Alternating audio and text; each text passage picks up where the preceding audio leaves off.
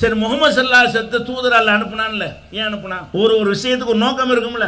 ஆடு மாடுகளை அல்லாஹ் படைத்திருக்கிறான், நமக்கு அருளாக படைத்திருக்கிறான் என்ற என்ன அர்த்தம்? அந்த ஆடு மாடுகளை நம்ம என்ன செய்யலாம்? பால் கறந்து குடிக்கலாம், அறுத்து சாப்பிடலாம், அந்த தோள்களை பயன்படுத்திக் கொள்ளலாம், அதுல வாகனமாக பயன்படுத்துவதா இருந்தால் பயன்படுத்திக் கொள்ளலாம். அந்த மாதிரி நம்முடைய நன்மைகளுக்கு பயன்படுத்திக் கொள்வதற்காக வேண்டி அல்லாஹ் தந்திருக்கான்னு விளங்குறோம். முகமது ஸல்லல்லாஹு அலைஹி வஸல்லத்தை இத்தனை கோடிக்கணக்கான மக்கள் மத்தியில அந்த ஒருவர் மட்டும் பிடிச்சி நீ தான் அல்லாஹ்வுடைய தூதர் அப்படின்னு சொல்லி அனுப்புறான்னு சொன்னா எதுக்கு அனுப்புறான்? அல்லாஹ்வே இதை சொல்றான். என்ன சொல்றான்? எந்த தூதரை நம்ம அனுப்பினாலும் எதுக்கு அனுப்புறோம் என்று சொன்னால் அவருடைய சொல்லுக்கு நீங்கள் கட்டுப்படணும். அல்லாஹ் வந்து ரசூல் அனுப்புற நோக்கம் என்ன?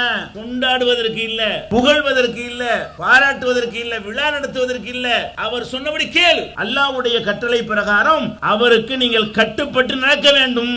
அப்ப முகமது ஸல்லல்லாஹு அலைஹி வஸல்லத்தை அல்லாஹ் தூதரை அனுப்புறான். எதுக்கு அனுப்புறான்? நான் இவரை அனுப்பி இருக்கிறேன், இவர் வழியாக உங்களுக்கு சொல்ல வேண்டியதெல்லாம் சொல்லி இருக்கிறேன், இவர் சொல்வதை நீங்கள் கேட்டு நடக்க வேண்டும். இந்த நோக்கத்திற்கு தான் அவரை தூதரா நியமிச்சமே தவிர எதுக்கு நியமிக்கல? சும்மா பேருக்கு விழா கொண்டாடுவதற்கு நம்ம நியமிக்கவில்லை. அந்த மாதிரி தான் நபிகள் நாயகம் ஸல்லல்லாஹு அலைஹி வஸல்லம் அவர்களை அனுப்பின நோக்கம் என்னவென்றால் நீங்கள் அவருடைய பேச்சை கேட்கணும், அவருடைய சொல்படி நீங்க நடக்கணும். இப்படி அல்லாஹ் வந்து அந்த தூதரை அனுப்பும் போது அவங்களை விட்டுட்டு நீங்க வேற ஆளை பின்பற்றீங்க. நீங்கள் ஏற்றுக்கிற இஸ்லாம் மார்க்கத்தில் ரெண்டு தானே சொல்றீங்க. ஒரு காஃபிர் இருக்கார், இஸ்லாத்தை ஏற்றுக்கொள்ளணும்னு உங்கள்ட்ட வர்றார், என்ன சொல்லி கொடுப்பீங்க?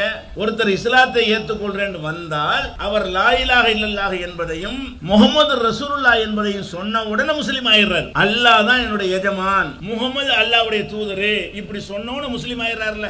இந்த ரெண்டு தானே இஸ்லாத்துல வருவதற்கு இருக்கிறது. அப்ப உங்க உள் மனசே சொல்கிறது இந்த ரெண்டு போதும், லா இலாஹ இல்லல்லாஹ் போதும், முஹம்மது ரசூலுல்லாஹ் போதும், அது ரெண்டு தான் இஸ்லாம் அப்படின்னு முடிவெடுத்த பிறகு அப்ப அல்லாஹ் சொன்னதை கேளுங்க, ரசூல் சொன்னதை கேளுங்க.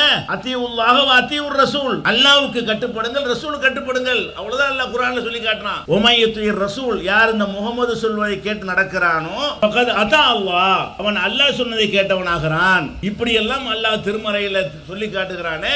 இந்த நோக்கத்திற்கு தானங்க அல்லாஹ் ரசூல்மார்கள் அனுப்புறான். அவங்க சொல்ல கேட்டு நடப்பதற்கு தானே சொல்றான். அதான பேசிக்.